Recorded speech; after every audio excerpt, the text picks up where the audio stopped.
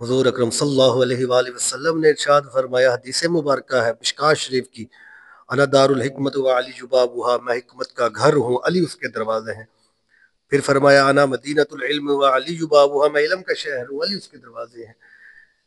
کہ حضرت علی حیدر کرار حکمت میں بھی تھے، علم میں بھی تھے، اتنی خوبیاں ان میں تھیں۔ وہ علی حیدر کرار، حضرت علی حیدر کرار ایک تو نماز کے ساتھ اتنی محبت کرتے تھے کہ نماز جو تھی وہ چھوڑتے نہیں تھے، اور جب نماز ادا کرتے تھے تو پھر تعلق جو تھا وہ خدا کے ساتھ ایسا ہوتا تھا کہ دیکھنے والے دیکھتے تھے۔ محبت یہی بتاتی ہے نا کہ جس کے ساتھ محبت ہے اس جیسی پھر زندگی اپنی بناؤ نا۔ علی نے تو تم نماز سے محبت ہی اتنی کی ہے۔ حضرت علی حیدر کرار، نماز کا وقت ہے، نماز پڑھنے جا رہے ہیں، کسی کو جب پتہ چلا نا علی کا، جب کہ حضور نے فرمایا علی علم کے شہر میں علم کا شہر ہوں، علی اس کے دروازے ہیں، علی کے پاس علم ہے، تو کسی نے کہا آج میں علی سے ذرا پتہ تو کروں علی کے پاس کتنا علم ہے۔ علی کے پاس، علی جا رہے تھے نماز پڑھنے، تو وہ حضرت علی کے پاس آئے اور کہنے لگے علی ایک سوال کا جواب تو بتاؤ۔ فرمایا جلدی بولو، نماز کا وقت ہے، نماز نہ نکل جائے۔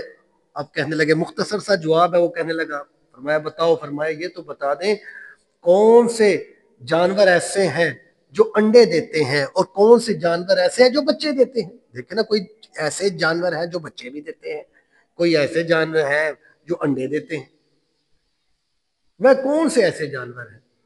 تو حضرت علی حیدر کرار نے مختصر سے جواب میں بتا دیا، فرمایا جن کے کان نظر آتے ہوں گے نا جانوروں کے، وہ بچے دیں گے، اور جن کے کان نہیں نظر آتے وہ انڈے دیتے ہیں۔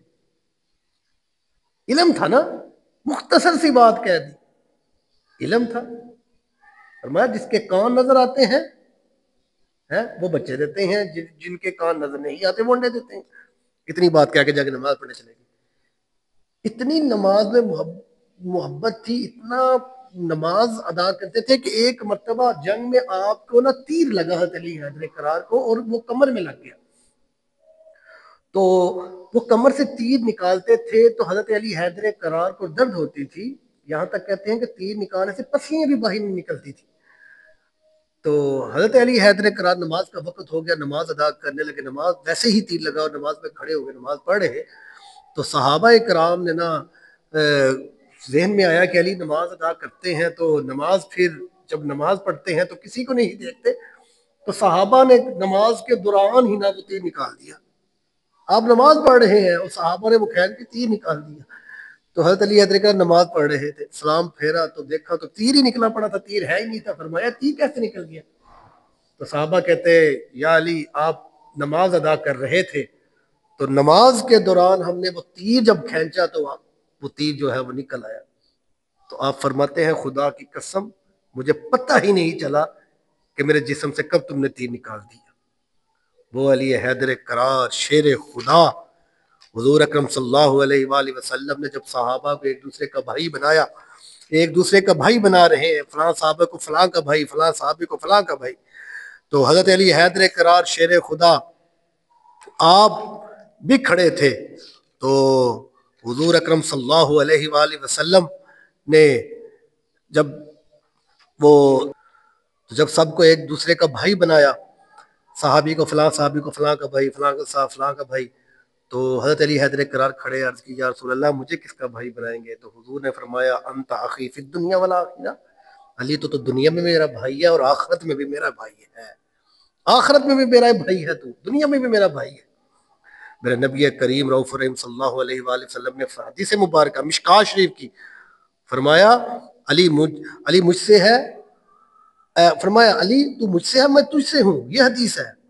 پھر ایک جگہ فرمایا کہ علی قرآن کے ساتھ ہے اور قرآن علی کے ساتھ ہے، یہ بھی حدیث مبارکہ ہے کہ اتنی خوبیاں حضرت علی حیدر کرار میں حضور نے بتائی، اتنی خوبیاں۔